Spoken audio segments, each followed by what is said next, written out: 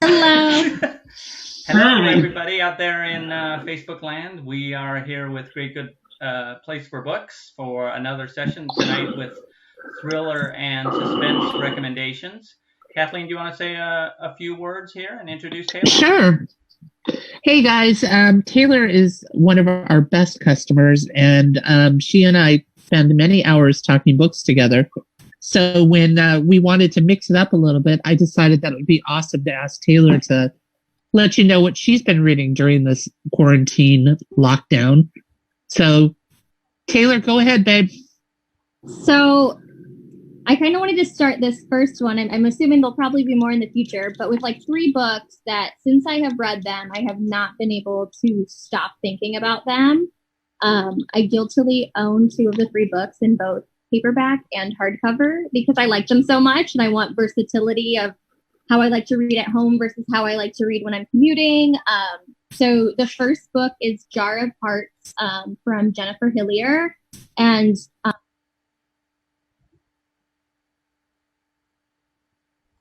suspense thriller sticks to that category very thoroughly. Unlikable characters, which I love. I love a good unlikable character, as ironic as that sounds. You get a nice dual timeline and dual perspectives. You get to really know these characters really in depth from their perspective versus how other people see them. And kind of makes it easier to keep up with who these characters are. Very dark and twisted. So kind of the main bit about this book is Angela Wong, who was this very popular girl in school, disappears without a trace. You quickly find out that she was murdered, and it kind of goes and jumps 14 years back and then in time and kind of to now time. So it really uncovers what happened to her and kind of all these secrets that are tied into it. There's a lot of triggers though. So again, if you have a weak stomach, if you are kind of sensitive or easily offended, this is not the book for you. I'll be very transparent with that. There's a bit of domestic abuse, rape, child murder. So if you are somebody that likes that kind of almost true crime, like disgusting gritty, this is for you. If you have to turn away from that, this is definitely not the book for you. Which kind of ties in to another Jennifer Hillier book that I rated 5 stars that actually just came out a couple days ago. So this one is Little Secrets. So I'm sure you probably have this on sale at your store now, Kathleen. I read this. I loved this. So I'm very, very passionate about this author. But that's definitely the darkest of the 3 books that I have for you today. The other one, this book is just, it's so hard to describe. It's called Foe. So this is Foe by Ian Reid, which again, I have the hardcover and the paperback. This is more of a sci-fi thriller, so completely different take than with Jar of Hearts. So the story, it's hard to describe without giving too much away because it's a very unique story. You go through the life of Henrietta, and Junior on this farm that's super far away from the city. And you quickly find out that that Junior is being taken away from Henrietta. And it's to go on this trip to space, but she'll never be alone. So they've reassured her, like, you won't be alone. And I don't want to give too much away, but there's some tension that starts to build and it sort of seeps into you. And you can really feel that something is off in this story. And you're a little bit lost. To me, it gave me, there was this show when I was growing up called Courage the Cowardly Dog. And it gave me, like, the setting the whole time that I saw was Courage the Cowardly Dog, that farm in the middle of nowhere where just something is always kind of a little bit on edge and freaky. And just there's so many twists and turns throughout this book. So if you are somebody that wants something that's a little bit more mind-bending, and not as aggressive of a thriller, then Foe is definitely the way to go. Ian has one other book that I've also read called I'm Thinking of Ending Things, another kind of similar scheme where something just seems really off, but they're 2 very different storylines. So that's kind of the second book from him that I've read, and I loved it as well. So that's another one that I recommend if you want something that's a little bit more mind-bending and really captures you, but you speed right through it. So it's a total page turner. And then the last one that I have, totally different setting. It's called The Glass Woman. So this one is actually very out of character for me to read because it's a little bit more of a historical fiction, but I would say it's more gothic mystery as well. So The Glass Woman's super unpredictable. With this story, you follow John and Rosa, has recently had some tragedy in her family, and she has to get married off to kind of secure her future. So she marries off to John, and travels across this like Nordic, Icelandic terrain, and everything is just described so vividly that you feel very immersed in the story. I mean, I felt cold reading some of these like chilly parts of the book because Caroline just thoroughly describes the setting so well. Again, very out of character for me to read something that is more of a historical fiction, but I fell in love with this story. I want to read it again because I just really enjoyed the ride that it took me on. Kind of haunting though. So there's a lot of pieces that you would have never guessed that this is where the story would go to. And again, I don't want to give too much away because I think that's the brilliant part about being immersed in a book like this is not knowing where it's going to take you. But there's so many different pieces. There's a big divide between John and the village that he leads. There's just some creepy noises that keep kind of showing up when Rosa's in the house by herself that are coming from this attic that she's not allowed to go to.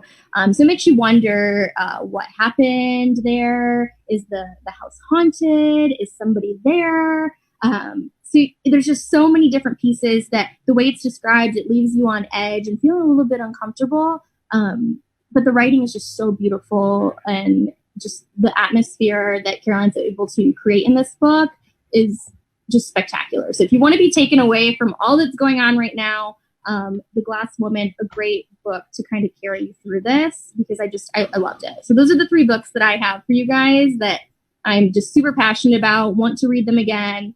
Like I said, I own 2 of the 3 in multiple formats. Yeah. So this is why we love you, Taylor. Hopefully I'm keeping you guys in business with all my book buying. You are indeed. So I haven't had a chance to read any of the books, but I'm very interested in them. And the one that really caught my attention, I read a little bit about faux, and one of the some questions that were in this one article was I just thought they really caught my attention, and I wanted you to respond to them if you could. Yeah. Like exploring what does it mean to be unique? Because the character is sort of picked, right? He feels that he's been chosen. So I thought that was a really interesting thing. And then also, like, even though it's got this very sci-fi-y, strange quality, they were really talking about just things about power dynamics in relationships. Mm-hmm. And like what happens when a relationship is kind of intruded upon from the outside and how a couple responds to that. And so I didn't know if any of those themes resonated with you, but it intrigued me. I was like, oh, this is sort of more than just a thriller. Yeah, and that's the thing is, with this book, I know it's kind of categorized as a thriller, and I wouldn't say it's anything like horror slasher thriller as much as it is like where you are just so like involved with these characters and trying to figure out what feels so uneasy. It's kind of like that feeling that you get in your gut when you're walking alone at night and you feel like something's like creeping up behind you and you can't quite pinpoint it.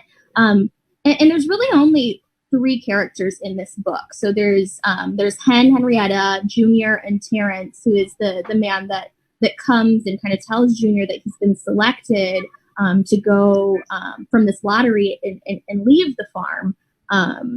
But it's so hard to just say much about this book without giving away the big reveals. But it does uncover things like with Junior and Hen's relationship and just kind of this uneasiness that they have with each other.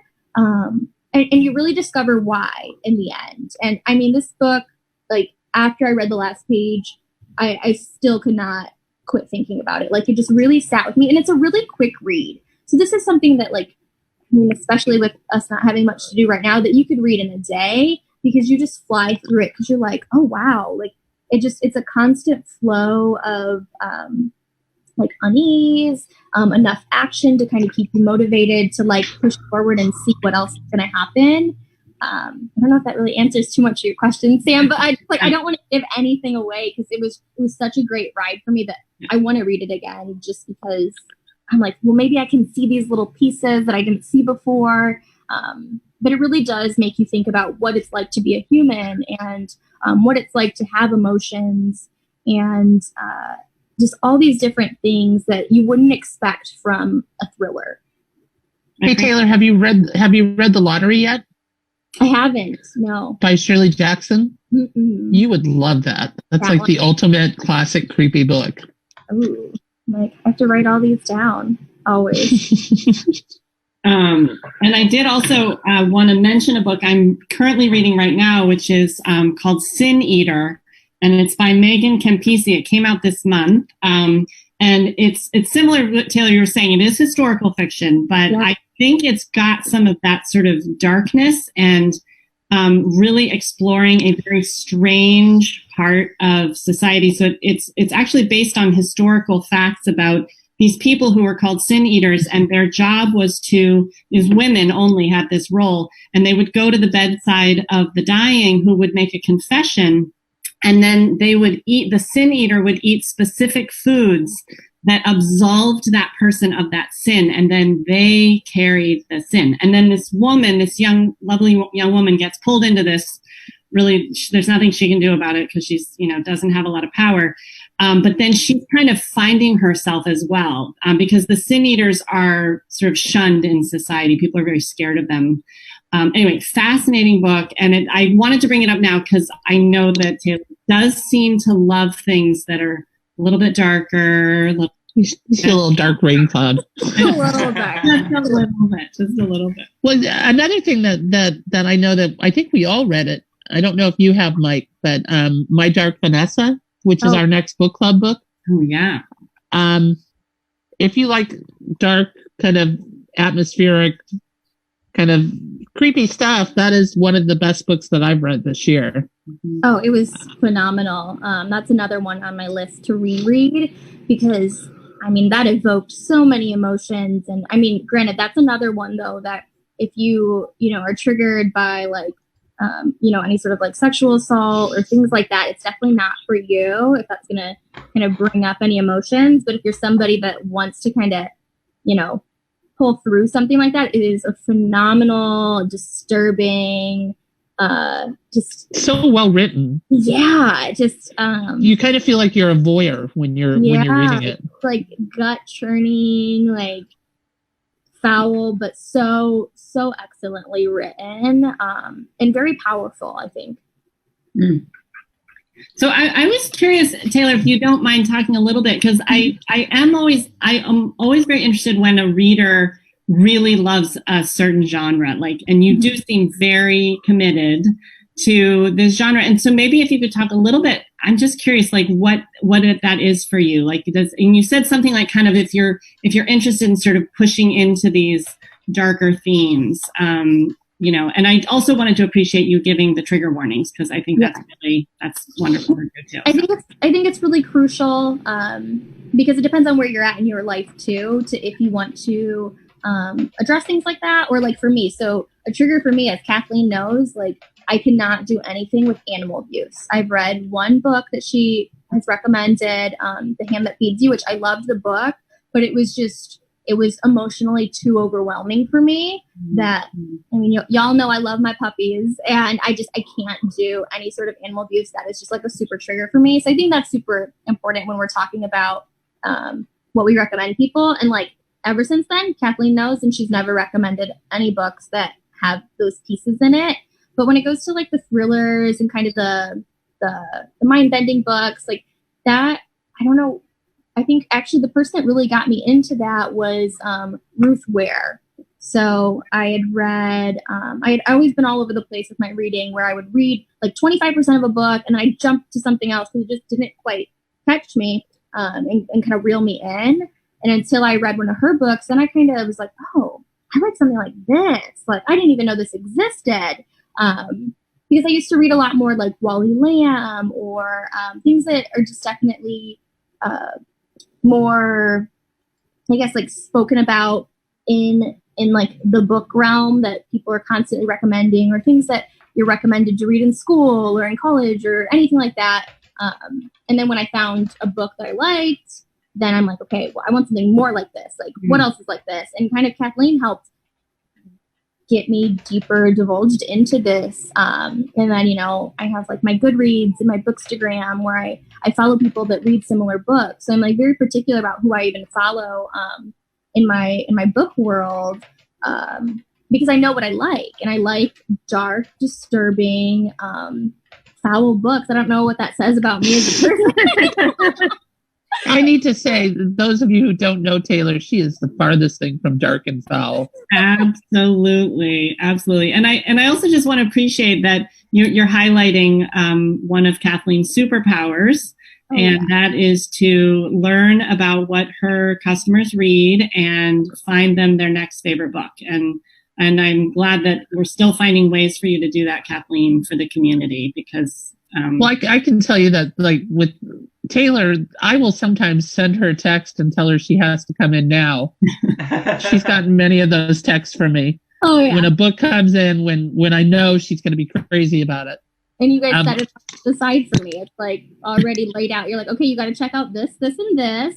And like, I'm very transparent too. Like, if I like read it and I'm like, I'm not feeling it, I tell you guys, I'm just like, no, it's not for me. And there's been times where she's like, no, you're not going to like that. And I'm like, oh, I think I will. And start reading it. And I'm like, shit. Right. I hate this book. And I've actually told you not to buy books. Oh, yeah. Oh, yeah. Plenty of times. Come up and I go, no. Take this one. Well, because there's certain themes or just the way a story is written that either I love it or hate it. And I have gotten you to read things outside your comfort zone. So. Yes, I have. I mean, I have plenty of books behind me too that are unread still. They were like, "Oh, your bookshelf's great." I was like, "That's my unread books."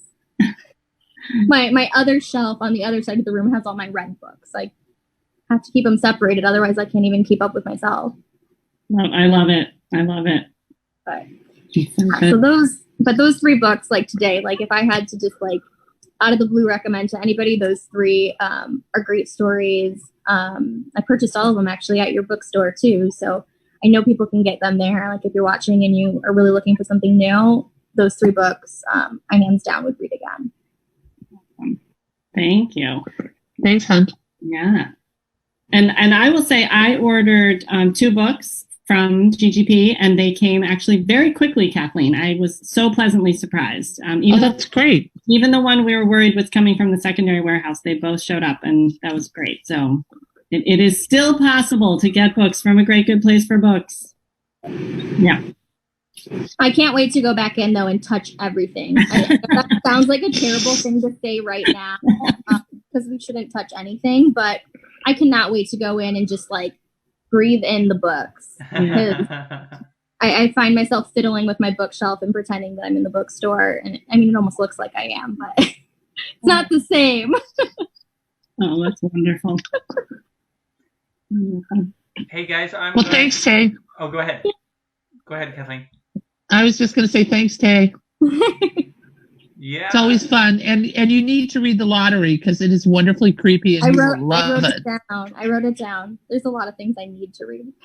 So stay on the line here for a sec because I'm going to switch. Let's talk a little bit about the things that are coming up at the bookstore. You guys are not going to be able to see it, but I'm going to put up on the screen for the audience. The first one up is author Liz Kay of Monsters: A Love Story. Tomorrow night at 6 p.m. we have another Facebook Live like this session. Kathleen, do you want to tell people about that a little bit? I love this book, and I think Wendy Pearl was teasing me that GGP sold the most in the country of this book. It's about 2 unlikely people, a poet and a movie star, who meet because he decides to buy her book to make it into a film, and they fall in love in the best way they can, which is very, very wonderfully funny and dysfunctional. I absolutely love it. And Liz is one of the funniest people I know. And I cannot wait for you guys to get to talk to her, because on Saturday morning, we spent like half an hour on the phone just talking about living with 4 men during the quarantine. Which I need to tell you, according to her, is not always fun.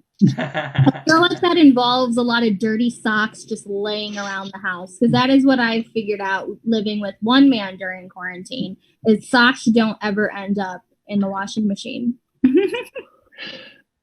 Sam's living with 3. Yeah, it's true. And two boy cats as well. You are so outnumbered. I am. Well, I'm really excited to meet Liz Kay, because I also read Monsters and loved it. It is such a good read. So I'm really excited that we're going to be hosting her. You know, Taylor, I bet you'd like that too, hun, even though it's not your happy place. It's not typically, well, and it's funny, it sounds like it's a happy book, which means it's not a happy place. Oh, it's not? Ooh, okay. Yeah. No, they definitely are 2 unlikely souls who intersect at the most kind of awkward time of their lives. Yeah. Well, I do like awkward. I want something that's going to make my stomach turn a little bit. Well, and also they call each other names all the time, which is really funny. Sounds like my household. So what else do we have, Mike? So next up, let's talk a little bit about, so we already mentioned My Dark Vanessa is coming up, and that is Wednesday, April 29th at 7 p.m.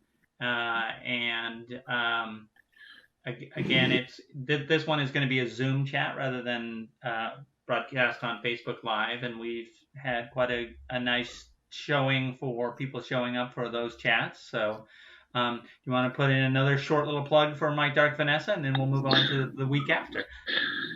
Oh, I can't tell you how much this book really stayed with me long after I read it. It's a story of a young woman who's going to an elite boarding school, prep school in the East Coast, and she starts an illicit affair with her English professor when she's 16.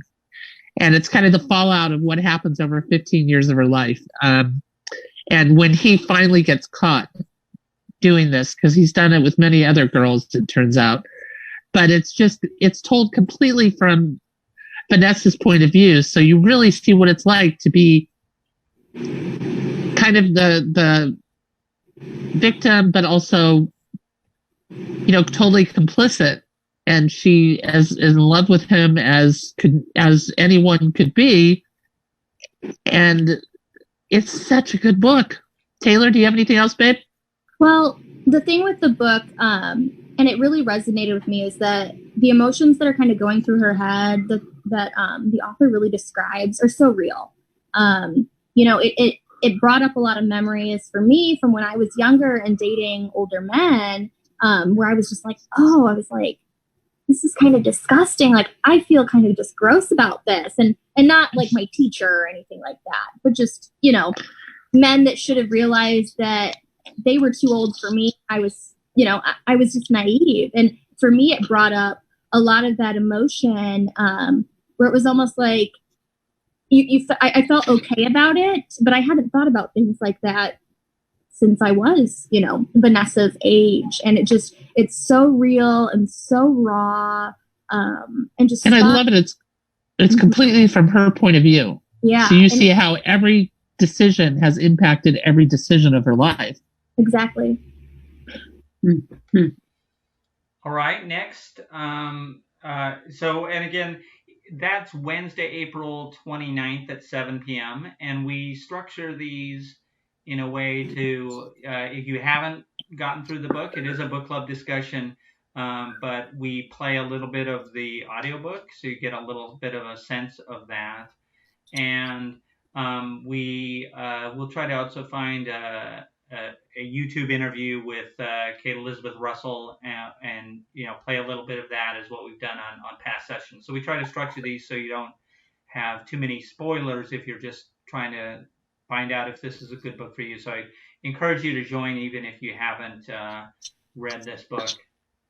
And the next one to talk about Wednesday, May 6th at 7 p.m.